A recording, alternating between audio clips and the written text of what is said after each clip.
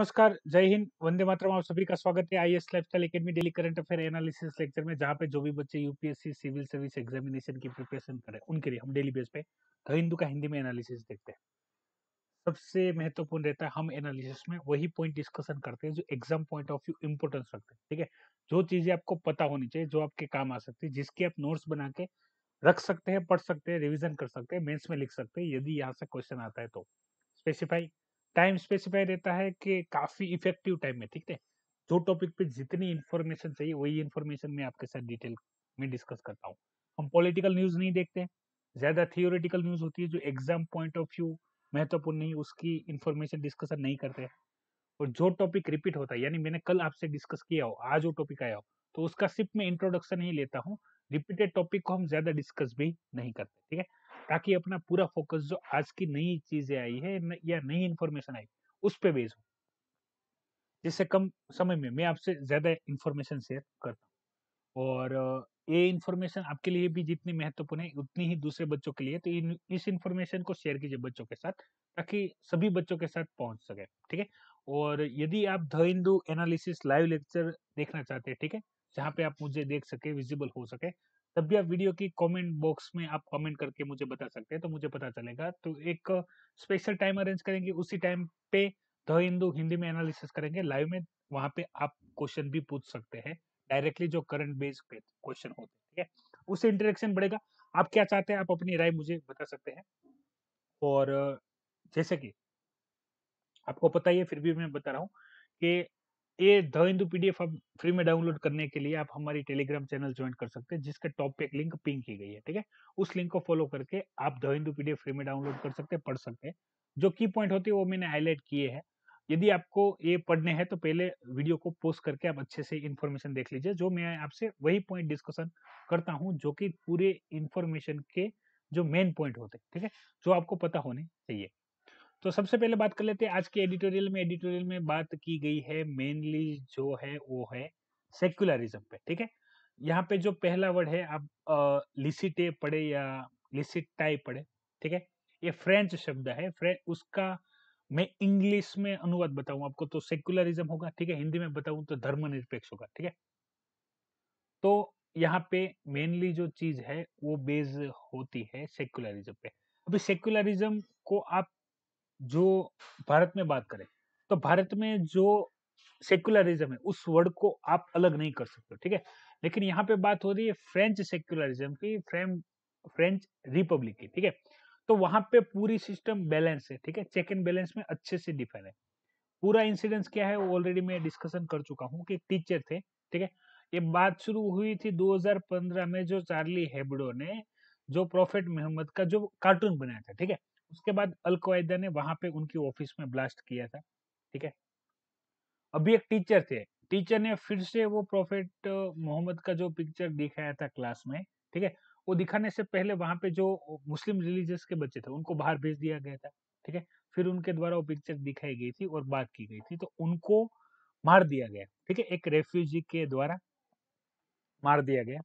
तो जो ये इंसिडेंस काफी चला था। ठीक है, और वहां के जो प्रेसिडेंट थे मैक्रोन जी, तो उन्होंने उस टीचर को श्रद्धांजलि देते हुए वहां पे फिर से जो इस्लामिक कंट्री है, ठीक है, उनके ऊपर उन्होंने इंफॉर्मेशन दी थी, जो मैंने आपसे डिटेल में डिस्कशन की थी।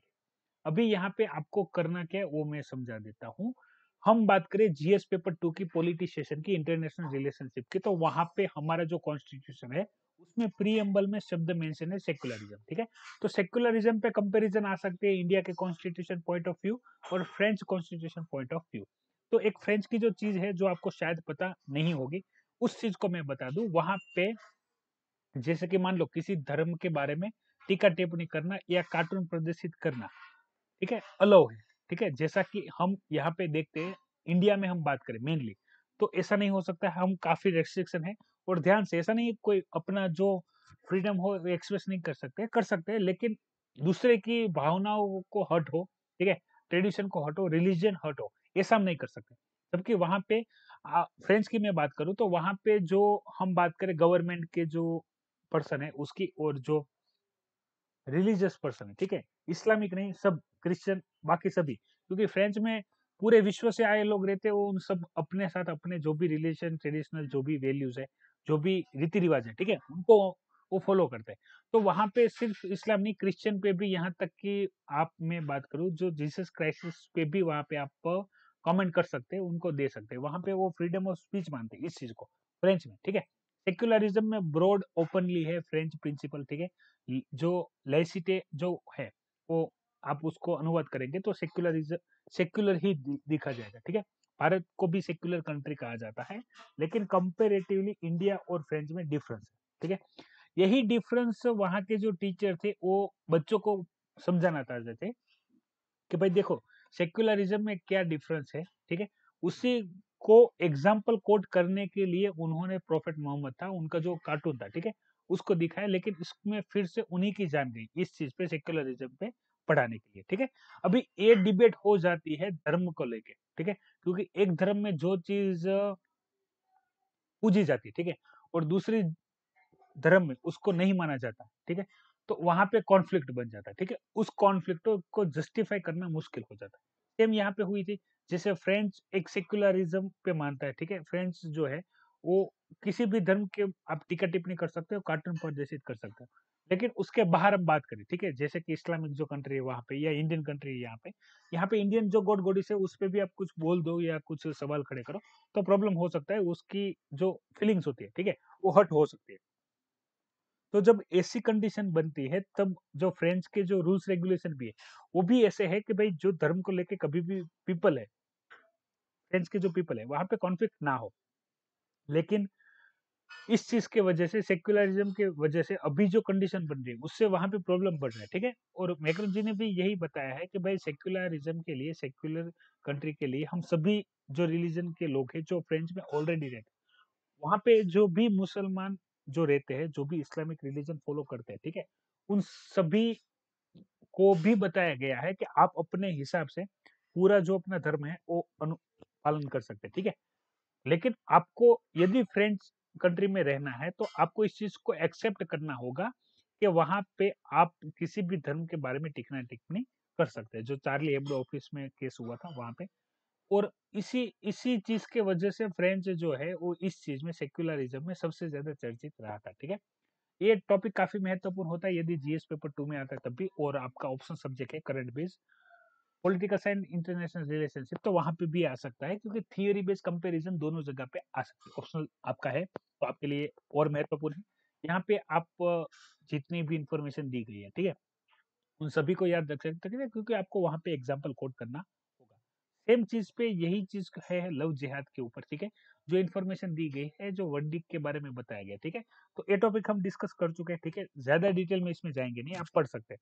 मेनली ये करंट बेस्ड टॉपिक होते हैं, इस प्रकार के क्वेश्चन आने के चांसेस कम होते हैं, ठीक है, लेकिन इससे जुड़े क्वेश्चन आ सकते हैं, तो आपको प्रिपेयर करने होंगे। फिर यहाँ पे इंफॉर्मेशन आई है जो फॉसिल्स फ्यूल है उन कंपनियों के बारे में, ठीक है। तो एक चीज तो आपको पता होगी, हम जब वेस्ट एशिया की बात करते हैं, ठीक है, मिडिल ईस्ट एशिया की बात करते हैं, जहाँ पे उनकी इकोनॉमी बेस है मेनली क्रूड ऑयल पे, ठीक है।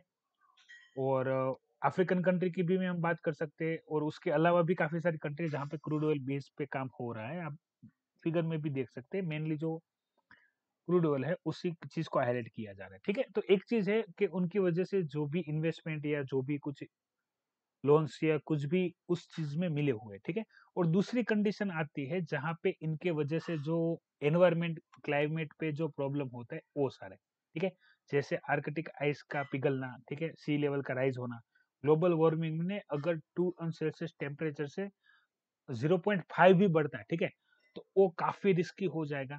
फिर इस चीज को डाइवर्ट करने के लिए ऑलरेडी वर्ल्ड वाइड काफी सारे एनवायरमेंट प्रोटेक्शन के थ्रू कार्य किए जा रहे हैं, ठीक है। कार्बन इमिशन में भी हमने देखा था उन सभी चीजों का। तो ये थियोरिटी का पॉइंट ज्यादा है, ठीक है। इसकी चैलेंजेस और क्या क्या हम कर सकते हैं, इसके ऊपर हम काफी डिस्कशन कर चुके हैं, ठीक है। तो और ज्यादा डिस्कशन करेंगे नहीं, बाकी आप पढ़ सकते इन जनरल इंफॉर्मेशन है यहाँ पे, मेनली इकोनॉमी, यानी जो हम दो कंट्री की बात करते हैं जिनको क्रूड ऑयल चाहिए अपने सारे जो व्हीकल है उनके लिए। दूसरा है जो जहां से निकलता है, ठीक है, ऐसे कंट्री जिसको हम रिजर्व कहते हैं, जो क्रूड ऑयल है उनके लिए। तो उनके लिए एक इकोनॉमिकल बेनिफिट है और इनके लिए डिमांड है। लेकिन इन दोनों के बिजनेस में जो एनवायरमेंट है वो दाव पे चढ़ जाता है, ठीक है? उसको भुगतना पड़ता है कार्बन इमिशन को लेके, ग्लोबल वार्मिंग को लेके, ठीक है? तो उस चीज को यहाँ पे हाईलाइट किया गया है कि इकोनॉमी पे फोकस किया जाए या एनवायरमेंट पे, ठीक है? लेकिन बात ऐसी यहाँ पे की गई है कि एनवायरमेंट पे फोकस किया जाए, हालांकि कैसे किया जाए उस चीज पे ज्यादा हाईलाइट नहीं किया गया, उस चीज पे तो काफी टाइम से हाईलाइट नहीं किया गया, और हाईलाइट जो भी इंफॉर्मेशन है वो भी काफी बिना आधार की है, ठीक है? वो हम डिस्कस कर चुके हैं, तो और इसको डिस्कशन करेंगे। फिर बात कर लेते हैं यहाँ पे बिहार इलेक्शन को लेके, ठीक है? तो आपको यदि नॉर्थ से है तो जेडीयू की बात करें या आरजेडी की बात करें, ठीक है, एलटी की बात करें, तो सभी इंफॉर्मेशन आपके पास ऑलरेडी होगी, ठीक है?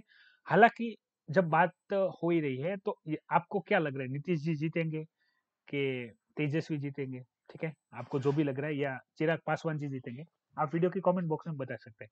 हालांकि ये सारी पॉलिटिकल न्यूज है, अपने काम की कुछ है नहीं, लेकिन आप बिहार से है, ठीक है, और एक्टिवली जो वहाँ की पॉलिटिक्स में आप इंटरेस्ट लेते हैं, तो आपको शायद आइडिया होगा, तो आप बता सकते हैं, ठीक है? तो मुझे भी आइडिया लगे कौन जीतने का, जबकि मुझे ऐसा लग रहा है नीतीश जी जीत जाएंगे, ठीक है, जुमलेबाजी से या वैसे भी नॉर्मल पे। फिर यहाँ पे बात की गई है जो स्ट्रगल लाइफ है उसमें सोशल जस्टिस और फ्रीडम, ठीक है? तो काफी सारी इंफॉर्मेशन यहाँ पे दी गई है, ठीक है, और मैं आपसे कहूंगा काफी डिटेल में दी गई है। यदि आप इन सोशल जस्टिस और फ्रीडम के टॉपिक्स को अच्छे से समझना चाहते हैं तो यहाँ पे इंफॉर्मेशन है, थ्योरी बेस है, ठीक है? क्वेश्चन आने के चांस कम है, फिर भी आप चाहे तो आप पढ़ सकते हैं। इसको ज्यादा और डिटेल में डिस्कशन करेंगे नहीं। सोशल जस्टिस और फ्रीडम दोनों चीज, दोनों वर्ड है, वो हमारे, आप जीएस पेपर 2 के साथ इसको इंटरलिंक कर सकते हैं, ठीक है? तो आपको पढ़ना जरूरी होगा। बात करते हैं एकेडमी की। यहाँ पे जैसे फिर से जो एजुकेशन सिस्टम है, ठीक है, उस पे बात हो रही है, तो यहाँ पे हम बात करेंगे एकेडमी फ्रीडम इंडेक्स की। हालांकि ये टॉपिक अपने में भी खूब अच्छा टॉपिक है, मैं इसकी आपको इन जनरल इन्फॉर्मेशन दे देता हूँ। एकेडमी फ्रीडम इंडेक्स में एकेडमी की जो वैल्यू है, वहां पे जो भी इंफॉर्मेशन या बच्चों को जो नॉलेज दी जाती है, ठीक है, उसका कंपैरिजन देखा जाता है कि उसमें से कितनी इंफॉर्मेशन से जो बच्चे उसका गेनिंग होता है, माइंड डेवलपमेंट होता है और उनके काम आता है। तो ए इंडेक्स में इंडिया का प्रदर्शन काफी खराब है, ठीक है? और आप इस चीज को समझ सकते हैं कि हम नेशनल एजुकेशन पॉलिसी लाए हैं, ठीक है, तो उसका रीजन भी क्या है, क्योंकि कहा ऐसा बार बार जाता है कि इंडिया कोई चीज तब करता है या तो कोई इमरजेंसी हो जाए, ठीक है, या तो किस चीज को करने की बहुत रिक्वायरमेंट हो जाए, तब ये सब होता है। तो इस चीज को, यही चीज हाईलाइट कर रही है कि भाई अभी जैसे अनएम्प्लॉयमेंट टॉप पे आ रहा है, ठीक है, उसका रीजन क्या है वो भी मैं आपसे डिटेल में डिस्कशन कर चुका हूँ, ठीक है? अभी हालांकि उसके 2-3 पॉइंट मैं आपसे अभी डिस्कस कर लेता हूँ, लेकिन मेन चीज है वो है कि भाई यदि इंडिया एजुकेशन में अच्छा कर रहा है, ठीक है, एकेडमी में बच्चों को अच्छे अच्छे से पढ़ा रहा है, तो वो रिफ्लेक्ट होगा एकेडमिक फ्रीडम इंडेक्स में, ठीक है? लेकिन यहाँ पे जो डेटा दिया गया है उसके हिसाब से इंडिया का पुअर प्रदर्शन है, ठीक है? इंडिया इसको इम्प्रूव करने के लिए ट्राई कर रहा है। ये टारगेट होगा सस्टेनेबल डेवलपमेंट गोल 4, ठीक है? तो ऑलरेडी मैंने आपसे सस्टेनेबल डेवलपमेंट गोल, जो 17 सस्टेनेबल डेवलपमेंट गोल है, उसके सारे पॉइंट आपको पहले से ही डिस्कशन करके रखे हुए हैं। उसमें से जो फोर्थ पॉइंट है वो है एजुकेशन के ऊपर, ठीक है? इस चीज को वहां पे हाईलाइट किया गया। इसमें आपको याद रखना है पोर्टुगल सबसे आगे है, उसके बाद रेस्ट में लातविया है और जर्मनी है, ठीक है? ये आपको याद रखना है मेनली। ये पूरी जो इंफॉर्मेशन बेस है, उस इंफॉर्मेशन में आपको याद रखना है कि जो फ्रीडम और रीच होनी चाहिए, जो रिसर्च और टेक्नोलॉजी के, उस पे ज्यादा फोकस किया गया है, ठीक है? क्योंकि यहाँ पे माना क्या जाता है कि ज्यादातर केस में हम जितनी भी टेक्नोलॉजी में इवोल्यूशन देखे वो एकेडमिक से ही आती है, ठीक है? क्योंकि एकेडमी ही ऐसी चीज होती है जो थियोरी बेस्ड होती है, थियोरी से अच्छे से काम होते हैं। उनको जो सोशल एक्टिविटी हो रही वहां पे प्रॉब्लम की पता होती है, प्रॉब्लम की नीड उनको पता चल जाती है। जब उस नीड को अच्छे से क्वेरीफाई किया जाता है, आइडिया को जनरेट किया जाए, ठीक है, जिसकी नीड है उसको फुलफिल किया जाए, तो इससे अच्छी डिमांड आती है। हालांकि अनएम्प्लॉयमेंट और नेशनल एजुकेशन पॉलिसी का मैं यदि आपको रिलेशनशिप बताऊं, ठीक है, एक जो प्रॉब्लम सबसे ज्यादा है इंडिया में एजुकेशन सिस्टम को लेके, अनएम्प्लॉयमेंट को लेके, वो क्या है कि भाई इंडिया हर साल इतने ग्रेजुएट स्टूडेंट निकालता है, पूरे इंडिया की मैं बात करता हूँ, सभी कोर्सेज की बात करता हूँ, जितने अमेरिका और रशिया दोनों साथ मिलके 3 साल में नहीं निकालते, ठीक है? इतने सारे लोगों को एक ग्रेजुएट डिग्री देता है। इतनी रिक्वायरमेंट होती नहीं है, ठीक है? सिस्टम में इतनी जॉब क्रिएट होती नहीं है, ठीक है? इसलिए अनएम्प्लॉयमेंट ज़्यादा होता है और इस कंडीशन में यदि कोई व्यक्ति मास्टर कोर्स या पीएचडी कोर्स करके जाता है, तो वो जो फिजिकल वर्क वाला होता है, ठीक है? जिसको हम लेबर वर्क कहते हैं, वो करने से वो कतराता है, ठीक है? वो करता नहीं है। इसकी वजह से उनको काफ़ी अनएम्प्लॉयमेंट रहना पड़ता है, ठीक है? इससे बढ़ रही है दूसरी, यहाँ पे जो सिलेबस होता है, वो होता है पुराना, यानी मेरे टीचर पढ़े थे, वही मैं पढ़ा हूँ, अभी मैं ही वही इन्फॉर्मेशन आपको भी पढ़ाऊँ, ठीक है? इसको कहते हैं कि अब अपडेट होनी चाहिए जो इन्फॉर्मेशन जो इंडस्ट्री रिक्वायरमेंट है, ठीक है? यानी अभी जो करंट हम बोले, तो इसको इंडस्ट्रियल रिवॉल्यूशन 4.0 देख रहे हैं। तो वहाँ पे क्या रिक्वायरमेंट है? वहाँ पे टेक्नोलॉजी रिक्वायरमेंट है, वहाँ पे आर्टिफिशियल इंटेलिजेंस रिक्वायरमेंट है। ये पूरा टेक्नोलॉजी बेस्ड ही काम हो रहा है, ठीक है? तो ये रिक्वायरमेंट है, ये requirement education system follow up नहीं कर पा रहा, ठीक है? उस चीज़ को दोनों चीज़ों को बीट अप करने के लिए कार्य करना होगा। तो अभी गवर्नमेंट नेशनल एजुकेशन पॉलिसी में जो सिलेबस है, उसको अच्छे से मॉडिफाई करी।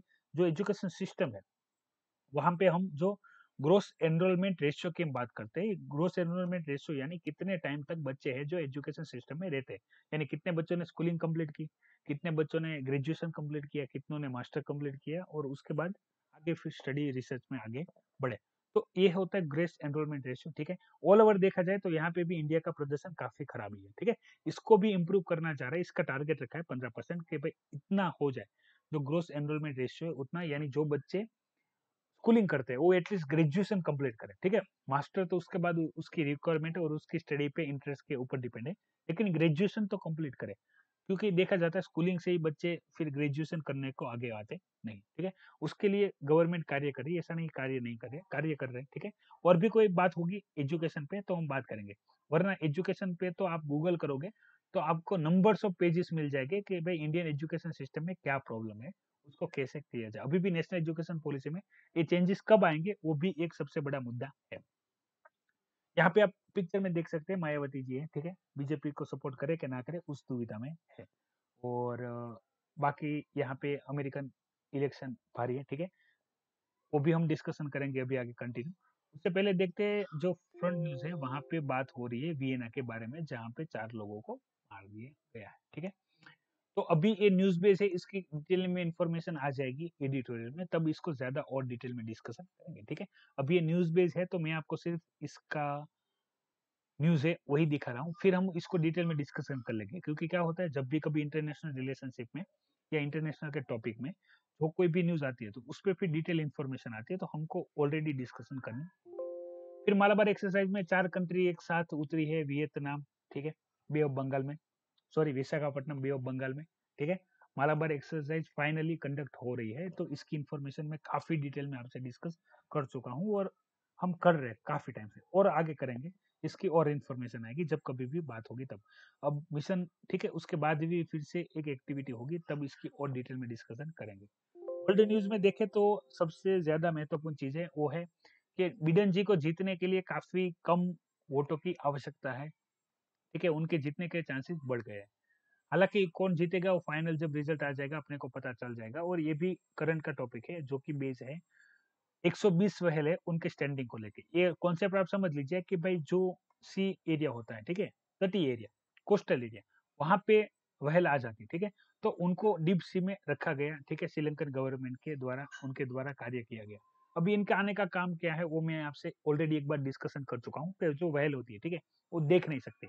वो इकोसिस्टम फॉलो करती है, जो उसके आगे वहल रहती है, वो एक इको जनरेट करती है, वॉइस टाइप की इको होते हैं, वो जनरेट करती है, उसी को फॉलो करते हैं। जब उस सिस्टम में कोई किसी भी कारण से, ठीक है, ह्यूमन या ये जैसे अर्थ मूवमेंट से कोई प्रॉब्लम आ जाती है, तो उनका जो डायरेक्शन होता है आगे बढ़ने का वो डिस्टर्ब हो जाता है। इसी वजह से क्या होता है, ये डिस्टर्बेंस होने की वजह से वो अपनी जहाँ पे भी जाना है, नेविगेशन करना है, जहाँ पे जाना है, उस चीज़ को छोड़ के वो आ जाते हैं जो सी एरिया होता है, उससे बाहर, ठीक है? कोस्टल एरिया में आ जाती है। तो उनको फिर से पानी में छोड़ा गया, ठीक है? इसके लिए भी क्या-क्या रीज़न ज़िम्मेदार है, वो ऑलरेडी मैं आपसे डिटेल में डिस्कशन कर चुका हूँ। तो ये काफी महत्वपूर्ण इन्फॉर्मेशन है, ठीक है, जो मैं आपसे डिटेल में डिस्कशन की है। आप मुझे बताइएगा लाइव लेक्चर कंडक्ट करना है कि नहीं, जहाँ पे आप मुझे देख सकेंगे, हम इंटरेक्शन कर सकेंगे। आप क्वेश्चन भी पूछ सकते हैं यदि कोई करंट अफेयर में टॉपिक चल रहा है और आप उसमें ज्यादा डिस्कशन करना चाहते हैं तो उसको ज्यादा डिटेल करेंगे। आप अपनी राय दे सकते हैं, ठीक है। और फिर से कल मिलेंगे 5 नवंबर के daily current affair analysis lecture में। तब तक के लिए धन्यवाद। देखते रहिए IAS lifestyle academy daily current affair analysis lecture. जय हिंद, वंदे मातरम।